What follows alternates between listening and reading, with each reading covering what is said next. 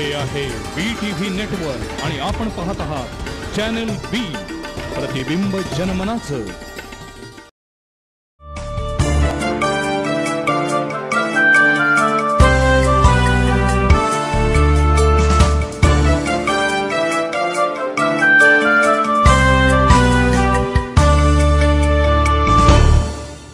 नमस्कार. संवाद प्रतिवाद या आमच्या विशेष कार्यक्रमामध्ये आपल्या सगळ्यांचं मनापासून स्वागत. संपूर्ण महाराष्ट्राचा लाडका उत्सव म्हणजे गणेशोत्सव, ज्याला आता सुरुवात झालेली आहे. घरगुती स्वरूपामध्ये आणि सार्वजनिक स्वरूपामध्ये प्रचंड मोठ्या प्रमाणात साजरा होणारा हा सण आहे. गणेशोत्सवाचं स्वरूप किंवा गणेशोत्सव बदलतोय का याबद्दल नेहमी चर्चा होते. दरवर्षी गणेशोत्सवाच्या निमित्तानं लाखो करोडो रुपयांची उलाढाल होते आणि मग गणपती बाप्पाच्या वेगवेगळ्या इव्हेंट्सना सुद्धा या काळामध्ये मोठी मागणी असते. आणि अशा काळामध्ये जो तो गणपती बाप्पासमोर आपल्या मनातल्या इच्छा व्यक्त करतात आणि बाप्पांना साकडं घालतात की बाप्पा हे होऊ दे, ते होऊ दे, हे दे, ते दे.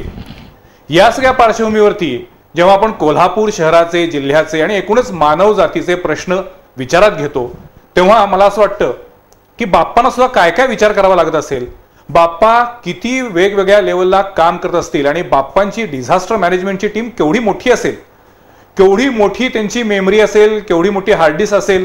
आणि या आजच्या सध्याच्या एकूण जमान्यामध्ये प्रत्येकाच्या मागण्या पुरवताना बाप्पा काय विचार करत असतील. आणि मग मी ठरवलं की आज संवाद प्रतिवादमध्ये आपण थेट बाप्पांनाच बोलवायचं. आणि म्हणून आज आमच्या स्टुडिओमध्ये थेट आम्ही गणपती बाप्पांना या ठिकाणी पाचारण केलेलं आहे. बाप्पा नमस्कार करतो. कुणाच्याही श्रद्धेला किंवा धार्मिक भावनेला तडा न जाऊ देता पूर्णपणे आदर राखून आम्हाला आज बाप्पांशी चर्चा करायची आहे, बातचीत करायची आहे. काय वाटतं एकूण सध्याच्या परिस्थितीबद्दल बाप्पांना हे मला जाणून घ्यायचंय. बाप्पा, सगळ्यात पहिल्यांदा मला तुम्हाला विचारायचंय की तुम्ही आज एवढा उशीर का केलात, लेट का झाला? म्हणजे तुम्ही शूटिंगला येणार होतात ती वेळ आणि आल्याची वेळ याच्यामध्ये जवळपास अर्धा तास फरक पडला. काय कारण? आता खरं कारण सांगू तुम्हाला? खरंच सांगा. कारण बाप्पा नेहमी खरं बोलतात, यावरती अजूनही समस्त मानवजातीचा विश्वास आहे. नाही, ते बरोबर आहे, परंतु गेले कित्येक वर्ष माझ्या उंदराला इथं पार्किंगला जागा मिळायची. या वर्षी उंदराला पार्किंगला जागा तर मिळाली नाहीच. पार तिकडे विनस कॉर्नरच्या पलीकडे कुठंतरी एके ठिकाणी उंदीर मामाना म्हटलं की तू बाबा इथं थांब. आणि मग चालत चालत शाहूपुरीतनं असं मी आपल्या कार्यालयामध्ये येऊन पोहोचलो. त्यामुळे थोडंसं मला याला उशीर झाला. म्हणजे कोल्हापूर शहरातील पार्किंगचा जो काही प्रश्न आहे किंवा वाहतुकीची कोंडी आहे, याचा फटका थेट बाप्पा तुम्हाला पण बसला. निश्चित. पण मग आता याच्यात उपाय काय? कारण जेव्हा मानव संपूर्ण थकतो किंवा जिथं ज्याचे सगळे प्रश्न आता उत्तर सापडत नाही असं वाटायला लागतं, त्यावेळी आम्ही बाप्पा तुमच्या समोर शरण येतो. पण जर बाप्पांसमोर जर असे प्रश्न भेडसावे लागले तर आम्ही करायचं काय? हे बघा, भक्ती मार्ग असू दे किंवा तुमचा वाहतुकीचा मार्ग, आपल्याला पहिल्यांदा विचार करायला पाहिजे. भक्ती मार्गामध्ये तुम्ही माझ्या आरत्या म्हणता, भजन म्हणता, भक्ती मार्गामध्ये तुम्ही वेगवेगळ्या प्रकारचे मला नैवेद्य दाखवता, प्रसाद दाखवता, लहान लहान मुलं माझी पालखीमधनं पूजा करतात, असंख्य गोष्टी करतात. परंतु तुमच्या वाहतुकीच्या बाबतीत मात्र माझ्या समोर सुद्धा माझं डोकं सुद्धा अक्षरशः विचारानं गरगरतंय. अहो बघा ना, 6-6.5 लाख लोकसंख्येचे तुमचं कोल्हापूर शहर किती सुंदर, मोठे मोठे रस्ते, शाहू महाराजांनी लावलेली ती मोठी मोठी झाडं. आता या सगळ्या इमारती वाढल्या, वाहनं वाढली, प्रदूषण वाढलं. आणि नियम काहीतरी तुम्ही केलेले आहेत ना, आपण ते पाळते कोण? म्हणजे पालन होत नाही, ही सगळ्यात मोठी खंत आहे. खंत तर निश्चित आहे. अहो बघा ना, एकानं हॉर्न वाजवायचा, दुसऱ्यानं हॉर्न वाजवायचा, दोघं जण वाजवत आहेत म्हणून तिसरा हॉर्न वाजवतो. एकानं पार्किंग केलं म्हणून दुसऱ्यानं दुसऱ्या बाजूला पार्किंग केलं. बेशिस्त पार्किंग. बेशिस्त पार्किंग. रस्त्यावरची तुम्ही बोर्ड बघत नाही. आणीबाणीची वेळ असती, रुग्णवाहिका जात असतात, लहान मुलं रस्ता क्रॉस करत असतात, म्हातारी माणसं इकडे तिकडे जात असतात. परंतु मी गाडी घेतली म्हणजे मी या शहराचा राजा असं वाटून जर तुम्ही प्रत्येक जण या शहराची जर वाहतुकीची कोंडी करायला लागाल तर तुमची कोंडी होती आणि तुमचा देव म्हणून माझी पण कोंडी होती ना. पण बाप्पा मला सांगा, खरं तर कोल्हापूर हे तुमचं आवडतं शहर आहे. हो, एकदम सुंदर. का तुम्हाला कोल्हापूर का आवडतं? अहो, कोल्हापूर म्हणजे ही दक्षिण काशी. कोल्हापूर म्हणजे हे किती पृथ्वीवरचा स्वर्ग साक्षात. काय नाही सांगा कोल्हापुरात. उत्कृष्ट पाणी आहे, नद्या आहेत, उत्कृष्ट वातावरण आहे, माणसांचा स्वभाव तर किती सुंदर आहे. या मोदकापेक्षाही गोड स्वभावाची तुम्ही माणसं. पण गेल्या काही वर्षांमध्ये बाप्पा, कोल्हापूरकरांची अशी भावना आहे की कोणतीही गोष्ट झगडल्याशिवाय मिळत नाही, त्यासाठी प्रचंड आंदोलनं करावी लागतात. आणि कोल्हापूरच्या प्रश्नांची यादी तर संपतच नाहीये, असंख्य प्रश्न आहेत. आता या प्रश्नांसाठी जर आम्ही बाप्पा म्हणून तुमच्याकडे आलो सोडवणूक करा म्हणून, तर तुम्ही आम्हाला काय सांगाल? अहो, प्रश्न कोणासमोर नाहीत, सर्वांसमोर भरपूर प्रश्न आहेत. पण ते प्रश्न सोडवण्यासाठी त्या प्रश्नांचं पहिल्यांदा एक नियोजन करून मग उत्तर शोधलं पाहिजे ना. म्हणजे मला असं वाटतं की प्रश्नांचं सुद्धा आता वर्गीकरण करण्याची वेळ आलेली आहे की काही प्रश्न हे आपणच तयार केलेले आहेत, त्याची उत्तरं माणसानेच शोधली पाहिजेत. निश्चित शोधली पाहिजेत. आता बघा, कोल्हापूर सारख्या या गावामध्ये तालुक्यातनं लोक येतात, खेडेगावामधनं लोक येतात. शहर छोटं आहे, लोकांच्या अपेक्षा जास्त होऊ लागल्यात, लोकांच्या हातामध्ये पैसे आलेले आहेत, लोकांना चांगलं चांगलं जीवन पाहिजे आहे. परंतु हे होत असताना प्रत्येक गोष्ट मला आत्ता आणि आत्ताच हवी आणि तीही माझ्या पद्धतीनंच हवी, असा जर अट्टहास तुम्ही सर्व माझ्या भक्त मंडळींनी केला तर तुम्हीच निर्माण केलेले प्रश्न हे तुम्हीच सोडवायचे आहेत. यामध्ये बाप्पा म्हणून मी काय करणार? अगदी खरं आहे बाप्पांचं म्हणणं. बाप्पा, गणपती बाप्पा हे बुद्धीची देवता म्हणून ओळखले जातात, कलेची देवता म्हणून आपण त्यांना मानतो. या बाप्पांनी जे काही प्रश्नांचं वर्गीकरण केलं आहे ते असं आहे, काही प्रश्न हे मानव निर्मित प्रश्न असतात आणि ते माणसाच्या चुकीमुळेच वाढत असतात, गंभीर बनत असतात. आणि ते सोडवायचे असतील तर माणसांनीच त्यासाठी पुढाकार घेतला पाहिजे. त्याच्यासाठी दरवेळेला आपण बाप्पांना त्रास देऊन चालणार नाही किंवा शासनाला जबाबदार धरून चालणार नाही. असे कुठले प्रश्न आहेत की जे माणसांनी सोडवायचे आहेत? तर त्याच्यामध्ये आहे आपल्या पंचगंगा नदीसह आपल्या शहरातील तलावांचं जे काही प्रदूषण होते, ते प्रदूषण कुठनं झालं? बाप्पा, हा प्रदूषणाचा प्रश्न कोल्हापूरचा सुटणार आहे की नाही? अहो, हा प्रश्न निर्माण केलाय तुम्हीच. बघा ना, तेवढी छान नदी, त्या नदीमध्ये कारखान्याचं पाणी मिसळतं, त्या नदीमध्ये तुम्ही कपडे धुता, त्यामध्ये नदीमध्ये तुम्ही तुमची वाहनं धुता. आमचा उंदीर मामा माहितीये का, त्याला जेव्हा आंघोळ करायची असती तेव्हा तो शांतपणे एका कोपऱ्यात जातो, ओढ्याजवळ स्वच्छपणे आंघोळ करतो आणि तिथून कुठेही पर्यावरणाला त्रास न देता उंदीर मामा माझ्यापाशी येतात. तुमचं काय होतं? गाडी घेतली, नदीत नेली, तिथं धुतली, वाहनं नेली, तिथं धुतली. एवढंच काय, तुम्ही तुमची गाई गुरं सगळं तिथं त्या नदीमध्ये जर प्रदूषण करायला लागला तर नदी बिचारी जाणार कुठं? त्याशिवाय प्रश्न आहे हा, मानवनिर्मित तर आहेच आणि त्याबरोबर तुम्ही त्याचा अभ्यास पण करत नाही. मी माझ्यापुरतं बघणार, अरे पण तुमच्या येणाऱ्या नवीन पिढीनं, माझ्या लहान लहान बाल भक्तांनी कुठल्या नदीत जायचं, कुठल्या नदीत पोहायचं? मी काय जरी देव बाप्पा असलो, मी जरी गणपती बाप्पा असलो तरी मी काय दुसरी नदी तुम्हाला इतक्यात देईन? अजिबात देणार नाही. कारण तुमची ही पापं आहेत, ही तुम्हाला या नदीतच धुवावी लागतील. म्हणजे जी नदी बाप्पांनी आपल्यासाठी दिलेली आहे त्याचं जतन संवर्धन करायचं काम माणसांनीच करायचंय. अशा वेळेला देव मदतीला येणार नाही, माणसांनी जागं होऊन सजगपणानं काम केलं पाहिजे. अशाच पद्धतीचा प्रश्न आहे आपला कोल्हापूरचा कचऱ्याचा प्रश्न. बाप्पा, एवढा कचरा तयार झालेला आहे, या कचऱ्याचं करायचं काय असा महानगरपालिकेसमोर प्रश्न आहे. महापालिकेला तुम्ही काही सोल्युशन सांगाल का? मी महापालिकेला सोल्युशन नक्की सांगेन, परंतु आधी मी नागरिकांना, माझ्या भक्तांना सांगेन की नुसतं मन स्वच्छ ठेवू नका, नुसतं घर स्वच्छ ठेवू नका, आपला परिसर स्वच्छ ठेवा. नाहीतर माझा उत्सव आला की तुम्ही भिंती रंगवता, छान छान सजावटी करता. अरे पण तो सगळा कचरा तुम्ही सार्वजनिक ठिकाणी टाकता कशाला? एवढे मोठे फ्लेक्सचे बोर्ड, थर्माकोल, प्लॅस्टिक याचा कचरा एकदा विशिष्ट पद्धतीनं, विशिष्ट रचनेनं ठेवा ना बंद करून. मग तो तुम्ही महापालिकेला द्या. म्हणजे कचऱ्याचं सुद्धा आपण ज्याला म्हणतो की व्यवस्थापन व्हायला पाहिजे आणि कचऱ्याची उत्पत्ती कमी कशी होईल याची काळजी माणसानेच घेतली पाहिजे. कारण दिवसेंदिवस कचऱ्याची उत्पत्ती वाढतीये आणि त्याच्यातून हा प्रश्न गंभीर बनत चाललाय. आणि मग आपण महानगरपालिकेला किंवा आपल्या शेजार पाजारच्या ज्या काही ग्रामपंचायती आहेत यांना आपण दोष देणार, कचरा टाकायचा कुठं हा प्रश्न निर्माण होणार. पण मुळात कचऱ्याची उत्पत्ती वाढतीये का, तर ती माणसांकडूनच वाढतीये. कचऱ्याची उत्पत्ती कमी करून कचऱ्याचं योग्य व्यवस्थापन केलं पाहिजे असं बाप्पा सांगतायत. बाप्पा, पुढच्या एका महत्वाच्या मुद्द्याकडे येणार आहे, तो म्हणजे आपल्या संपूर्ण शहराची, राज्याची, देशाची सार्वजनिक स्वच्छता. आपण जर रस्त्यानं चालायला लागलो तर आपल्याला बघायला मिळतं की जागोजागी कचऱ्यानं भरलेले कोंडाळे आहेत. रस्त्यांवरती माणसं पचापचा थुंकतायत. कोणीही कुठेही प्लास्टिकच्या बाटल्या कागद रस्त्यावर फेकून देत आहेत. परदेशात गेलो की मात्र आपण म्हणतो की बघा हा देश किती सुंदर आहे, किती स्वच्छ आहे.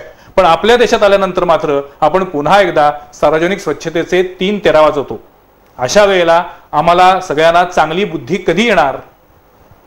हे बघा, हे शहर कचऱ्याचं करायचं, अस्वच्छतेचं करायचं का छान करायचं, हा तुम्ही भक्त मंडळींनी घेण्याचा निर्णय आहे. याचं कारण काय आहे? तुम्ही बोलता खूप. प्रत्यक्ष माझ्या घराजवळची बाग, माझ्या घराजवळचा रस्ता स्वच्छ व्हावा म्हणून किती लोक, किती भक्त माझे प्रयत्न करतात.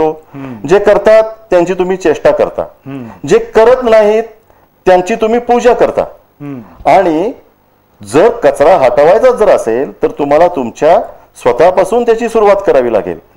कारण हे शहर जसं मोठं होत जाईल तसं या शहरामध्ये नागरिकीकरण वाढत जाईल, उद्योगधंदे वाढत जातील, रस्ते छोटे आहेत, तुमच्या मागण्या मोठ्या आहेत.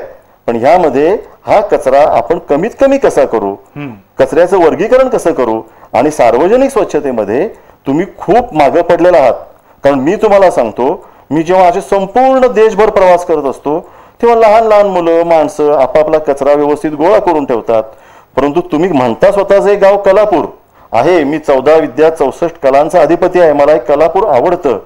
पण गेल्या काही वर्षात तुम्हाला सांगतो ह्या कलापूरमध्ये खूप अस्वच्छता झाली आहे. खरंय, लोकांची मगरुरी वाढली आहे. कचरा घ्यायचा प्लॅस्टिकच्या पिशवीतनं रस्त्याच्या मध्यभागी टाकायचा. काय झालंय बाप्पा, सगळ्यांनाच कोंडाळा हवाय, पण तो आपल्या दारात नको, शेजारच्या दारात हवाय. आणि पुन्हा कोंडाळ्यापर्यंत जायचे कष्ट सुद्धा घेतले जात नाहीत. आता या सार्वजनिक अस्वच्छतेचा परिणाम हळूहळू आरोग्यावरती व्हायला लागलेला आहे. कोल्हापुरामध्ये अनेक साथीचे आजार वाढू लागलेले आहेत. तिसरी सगळ्यात महत्वाची गोष्ट म्हणजे सार्वजनिक स्वच्छतागृहांची जी काही दुर्दशा आहे ही कोण करतं? तर आम्ही सगळे नागरिकच करतो. तर आम्हाला या सगळ्यातनं चांगली बुद्धी देण्यासाठी तुम्ही काहीतरी स्ट्रॉंग रामबाण उपाय का करत नाहीये?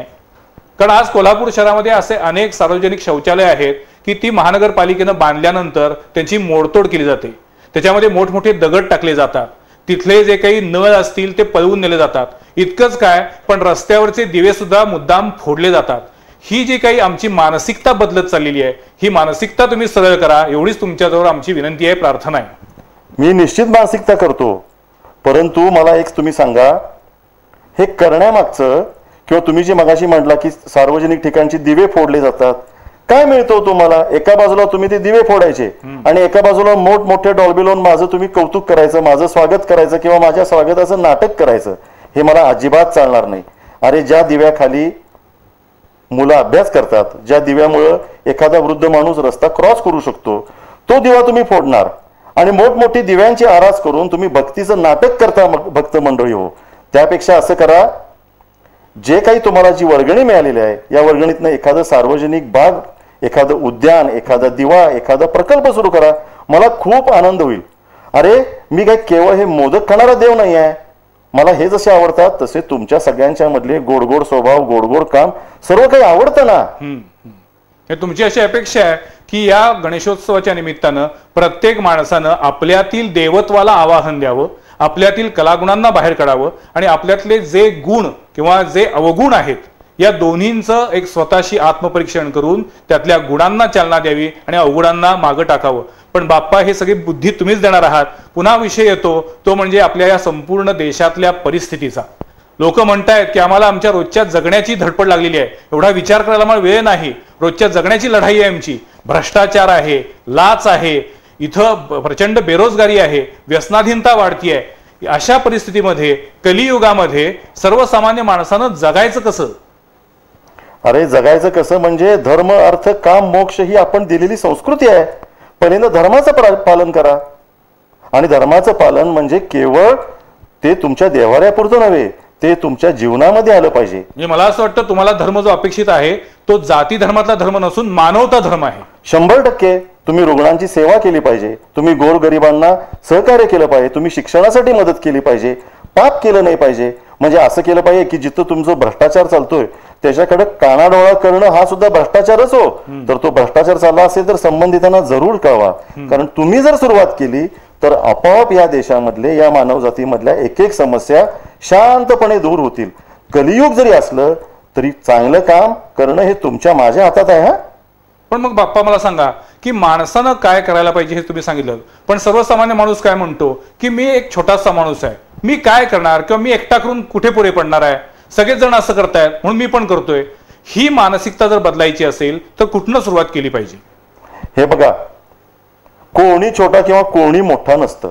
प्रत्येकानं ठरवलं तर भक्तीला जर शक्तीचं रूप मिळालं, शक्तीची जर साथ मिळाली तर खूप मोठा इतिहास घडतो, खूप मोठी क्रांती घडते. अहो या देशाचा इतिहासच तसा आहे. तुम्ही छोटे नाही आहात, तुम्ही एकटे नाही आहात. तुम्ही तुमच्या पद्धतीनं मुंगीच्या पावलानं का असेना हळूहळू हळूहळू चांगलं काम सुरुवात करा. तुम्ही सुरू केलं की शेजारी सुरू केले, शेजारी सगळ्यांना सुरुवात केली की तुमचा प्रभात ते काम सुरू करेल, आणि बघता बघता हे शहर ह्या पृथ्वी तलावरचं आदर्श नंदनवन तुम्ही बनवू शकता. पण सुरुवात तर करा. नुसते उद्गाराचे नारळ फोडल्यापेक्षा एकदा निश्चयाचा एक खणखणीत नारळ फोडा, आणि त्या नारळाचा तो नारळ फोडल्यानंतर मात्र नित्य नेमानं जसं तुम्ही माझी रोज आरती करता, रोज माझी भक्ती करता, तसं रोज त्या कामावर लक्ष ठेवायचं. त्यात कोणत्याही स्वरूपामध्ये कानाडोळा करायचा नाही. बघा, पुढच्या वर्षीपर्यंत तुम्ही खूप चांगल्या गोष्टी बदलू शकता. म्हणजे काम हाच परमेश्वर, माणसातच देव आहे असं बाप्पा सांगतायत. तर बाप्पा, मला आता विचारायचंय ते सध्या सुरू असलेल्या गणेशोत्सवाबद्दल. आम्ही सगळेजण तुमची खूप आतुरतेनं वाट बघत असतो. 10 दिवस तुम्ही आमच्या सोबत असता तरी आमच्या आनंदाला, उत्साहाला उधाण आलेलं असतं. पण या गणेशोत्सवाबद्दल तुम्हाला स्वतःला काय वाटतं? आम्ही इतकी जी काही भक्ती करतोय, आम्ही इतका जो काही आनंद साजरा करतोय, तो आनंद साजरा करण्याचं आमचं जे काही पद्धत आहे ती तुम्हाला स्वतःला कशी वाटते? मला तुमचा उत्साह खूप आवडला, खूप म्हणजे खूप. पण ती जी पद्धत आहे ना उत्साह व्यक्त करण्याची, ही मी पृथ्वी तलावर नाही पाहिली बुवा. अहो किती मोठा आवाज त्या डॉल्बीचा, माझे एवढे मोठे कान सुद्धा किटले. काल तर मला उंदीर मामा म्हटले की पुढच्या वेळी मी कुठेतरी जंगलात राहतो, तुमचं तुम्ही जावा. अहो त्या एवढ्याशा माझ्या उंदीर मामांचे जर असे हाल होत असतील तर तुमच्या घरातली लहान लहान बाळ, वृद्ध यांचा तुम्ही विचार करायला नको का? इतका मोठा आवाज, एवढे मोठे मांडव, ते मोठे मोठे महाप्रसाद, खरं सांगू याची काही गरज नाही. भक्तीनं नमस्कार करा, 2 फुलं ठेवा, शांतपणे प्रार्थना करा, आरती करा, तुम्हाला बाप्पा प्रसन्न होतोच ना. नाही, पण बाप्पा याच कोल्हापुरामध्ये गेल्या काही वर्षामध्ये अतिशय चांगले पथदर्शी उपक्रम सुरू झालेले आहेत. म्हणजे याच कोल्हापुरामध्ये आता डॉल्बी मुक्त मिरवणूक ही संकल्पना हळूहळू रूढ व्हायला लागलेली आहे. अजूनही काही मंडळ त्या डॉल्बीचा अट्टहास करतायत, पण मला असं वाटतं की त्याच्यामध्ये तो जो एक चैतन्याचा, जल्लोषाचा भाग असतो त्याला जोड म्हणून ते डॉल्बीचा आग्रह धरतात. पण तो आग्रह आता हळूहळू कमी येईल अशी परिस्थिती व्हायला लागली आहे. त्याला तुम्हीच तशी बुद्धी दिलेली असेल कदाचित. हो हो हो, अहो देवळामध्ये 1 घंटा असलेली मान्य आहे, त्याचा आवाज कानाला सहन होतो. परंतु त्याच देवळामध्ये जर 100 घंटा एका वेळी जर टाण टाण टाण करून जर वाजायला लागल्या तर माझी काय परिस्थिती होईल? माझं काय म्हणणं आहे, तुमची भक्ती तुम्ही जरूर व्यक्त करा, परंतु जे काही शासकीय नियम आहेत, जे काही तुमच्या हातात तंत्रज्ञान आहे, ते तंत्रज्ञान इतरांना कोणालाही त्रास न होता आनंदाने हा माझा उत्सव तुम्ही अवश्य साजरा करा. आणि त्याचवेळी पर्यावरणाचं भान ठेवून पण ठेवलंच पाहिजे. बरोबर. कारण तुमच्या इथल्या घरांना भिंतीनं तडे जातात, कानाला तडे जातात, आणि ह्या सगळ्याचा परिणाम ह्या संपूर्ण शहरामधनं तुम्ही बघा, पक्षी उडून जातात. अहो ह्या शहरामध्ये किती वेगवेगळ्या प्रकारचे पक्षी आहेत, तुम्ही कधीही विचार करत नाही. तुम्ही फक्त तुमचा आनंद, तुमचं नृत्य, तुमची गाणी, आणि किती ती वेगवेगळ्या प्रकारची गाणी, त्याला काहीतरी एक छानपैकी रचना लावा, कर्ण मधुर संगीत असावं जे मला कायम आवडेल. पण म्हणजे सध्याचं जे काही संगीत लावलं जातंय त्या संगीतावर पण तुमचा आक्षेप आहे? हो, आक्षेप आहेच. अहो त्या शब्दांचा अर्थ काय? माझ्या आरतीला जर तुम्ही चित्रपट संगीताची चाल लावली तर मला कसं बरं आवडेल? शेवटी तो राग, ती रचना, याला काहीतरी एक अर्थ आहे, आणि आपण देवाची आराधना करतो हे लक्षात ठेवा. माझी भक्ती म्हणजे मोठी मूर्ती असं अजिबात नव्हे. 20 फुटी 21 फुटी मोठमोठ्या मूर्ती करून तुम्ही ती पंचगंगेचं जे पाणी आहे याचंच प्रदूषण जास्त वाढवताय. आणि आकार मोठा म्हणजे भक्ती मोठी असं कुठं असतंच? तसं नाही. त्याचबरोबर ते तुमचे महाप्रसाद. पण महाप्रसादामागं अन्नदान ही संकल्पना असते. 100% बरोबर. आणि अन्नदान हे सर्वश्रेष्ठ दान आहे असं पण म्हटलं जातं. परंतु त्या मागची भावना जर राजकीय असेल तर त्याला माझा आक्षेप आहे. अरे अन्नदान जर करायचं असेल तर तुम्ही इथं जी तुमची हॉस्पिटल्स आहेत, वेगवेगळ्या ठिकाणच्या शाळा आहेत, काही गरीब मुलं शिकतात, वर्षभर हा उपक्रम सुरू ठेवा. दान हे काय ह्याच 8 दिवसात करावं असं कुठं अजिबात नाही आहे. दान हे दान आहे, ते तुम्ही कायम करत राहा, ज्यातून तुम्हाला कायम पुण्य मिळेल. कोल्हापुरातल्या अनेक गणेशोत्सव मंडळांनी गेल्या काही वर्षामध्ये अतिशय चांगले विधायक उपक्रम राबवलेले आहेत. त्याच्यानुसार त्यामध्ये आणखीन काही भर बाप्पाने टाकलेली आहे. पण बाप्पा, मला तुम्हाला विचारायचंय की एकूणच कोल्हापूरला कुठल्याही प्रश्नाबद्दल सातत्यानं आंदोलन करावे लागतात आणि या आंदोलनांचं स्वरूप सुद्धा आता बदलत चाललेलं आहे. याच्याबद्दल तुम्हाला काय वाटतं? तुमची सगळी आंदोलनं मला माहित आहेत. हद्दवाढ, एलबीटी, कोल्हापूरचं खंडपीठ, बर, त्याच्याबद्दल तुम्हाला माहिती आहे बाप्पा? निश्चित माहिती आहे. तुम्ही ठरवलं पाहिजे की माझा लोकप्रतिनिधी कसा असावा, मी मतदान करतो का. तुम्ही मतदान करताना फक्त रात्रीचं जेवण मिळालं किंवा आणि काहीतरी मिळालं म्हणून जर मतदान करू लागलात तर आपल्या नशिबात हेच येणार. किंवा मी ज्याला निवडून दिलं त्याला तुम्ही जाब विचारा. फक्त मतदान केलं आणि मी नागरिक म्हणून घरी बसलो असं चालणार नाही. आणि ही जी समस्या आहे ही तुम्ही सर्वांनीच एकमेकांच्या स्पर्धेमधनं, एकमेकांच्या द्वेषामधनं निर्माण केलेली स्पर्धा आहे. याला बाप्पा म्हणून माझ्याकडे काय उत्तर आहे?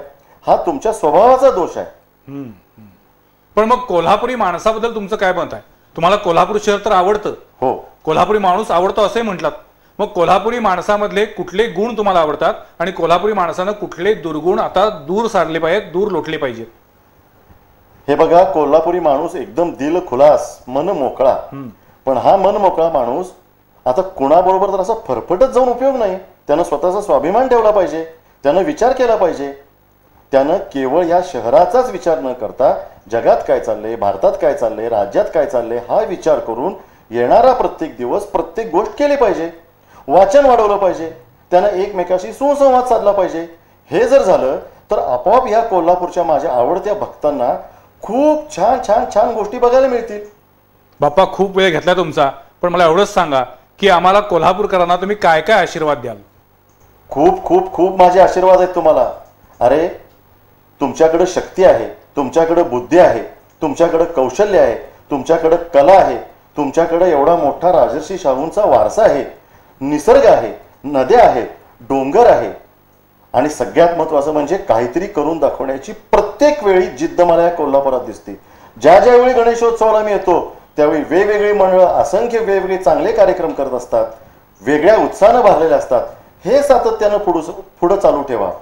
कुठल्याही स्वरूपामध्ये पापाला जवळ करू नका, कुठल्याही स्वरूपामध्ये व्यसनांना जवळ करू नका, कुठल्याही स्वरूपामध्ये अन्यायाला जवळ करू नका. मात्र लढा लढताना या लढ्याचा इतरांवर काही दुष्परिणाम होणार नाही ना याचा निश्चित विचार करा. कारण एकता जर तुम्ही ठेवली तरच माझा हा भव्य मंडप मला अधिकाधिक उजळलेला वाटेल आणि मग मला वाटेल की दरवर्षी या पृथ्वीतलावर येताना माझं पहिलं पाऊल असेल या माझ्या लाडक्या कोल्हापुरात. खरं तर संवाद प्रतिवादच्या या मंचावरती आम्ही प्रत्येक एपिसोडमध्ये विविध क्षेत्रातील तज्ज्ञ मान्यवरांना बोलवत असतो आणि त्या विषयाच्या दोन्ही बाजू समजावून घ्यायचा प्रयत्न करत असतो. बऱ्याचदा अनेक कलाकार, तंत्रज्ञ सुद्धा या व्यासपीठावर आलेले आहेत. पण आज आम्ही थेट बाप्पांनाच आणायचं ठरवलं. माणसामध्येच देव असतो असं आपण म्हणतो. सगळ्या धर्मातील सर्व संत महात्म्यांनी सांगितलेलं आहे की मानवता धर्म हा सगळ्यात मोठा धर्म. त्यामुळं आपण एखाद्या देवाचं पूजन करत असताना मुळात मानवता धर्म पाळतोय का, मुळात आपल्या शहराचे प्रश्न काय आहेत ते समजावून घेऊन एक नागरिक म्हणून मी त्याच्यासाठी काय कॉन्ट्रीब्युशन देऊ शकतो याचा कधी विचार करतोय का, आणि एकूणच आपली जी काही उत्सव प्रियता आहे किंवा उत्सव साजरा करण्याची पद्धत आहे ही कशी आहे याच्याबद्दल एक आत्मपरीक्षण म्हणून आज आम्ही थेट बाप्पांनाच बोलवलं आणि बाप्पा या सगळ्या गोष्टींकडे कसे बघतायत हे आम्ही त्यांच्याकडून जाणून घ्यायचा प्रयत्न केला. गेल्या काही दिवसांमध्ये व्हॉट्सअपवरती, फेसबुकमध्ये सुद्धा अनेक प्रकारच्या वेगवेगळ्या पोस्ट येतात गणेशोत्सवाच्या माध्यमातून. त्यातल्या काही रंजक पोस्ट आम्ही आपल्यासमोर सादर करतोय. एका पोस्टमध्ये साक्षात बाप्पा बोलतायत. काय ती पोस्ट आपण ऐकूया, बघूया. आलास? ये. आधी जरा शांत बस, मोकळा श्वास घे. आल्या आल्या केळी आणि मोदकांची लाच देऊन तुझ्या मागण्यांचं ओझं माझ्यापुढे टाकू नकोस, किंवा खरं तर यावर्षी काही मागूच नकोस.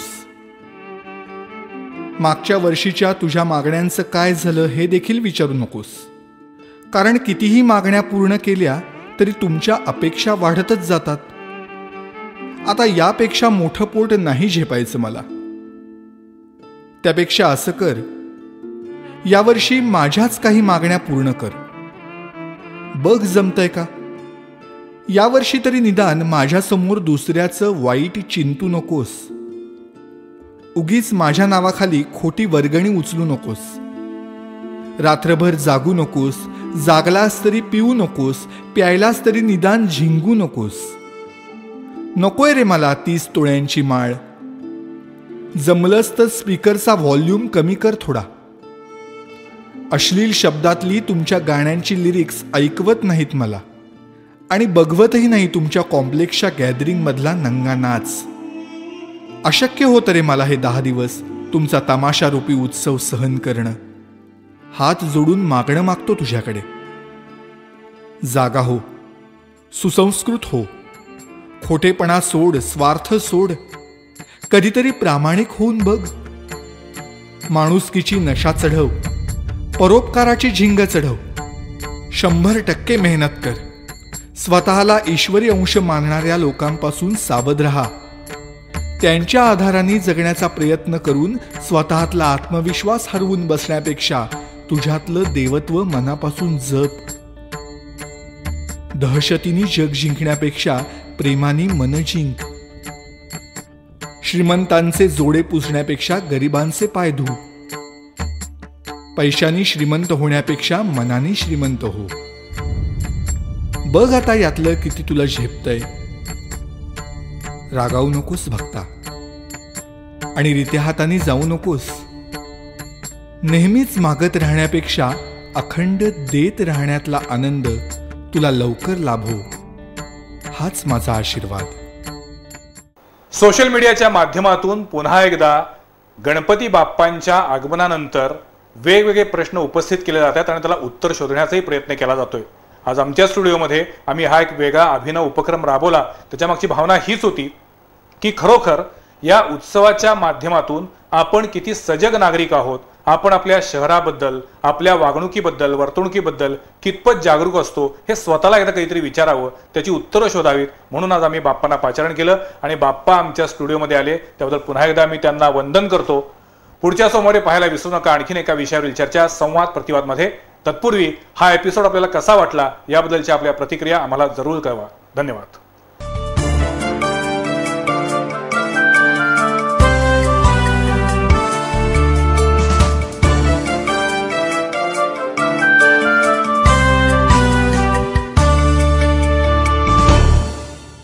हे आहे BTV नेटवर्क आणि आपण पाहत आहात चॅनल B, प्रतिबिंब जनमनाचं.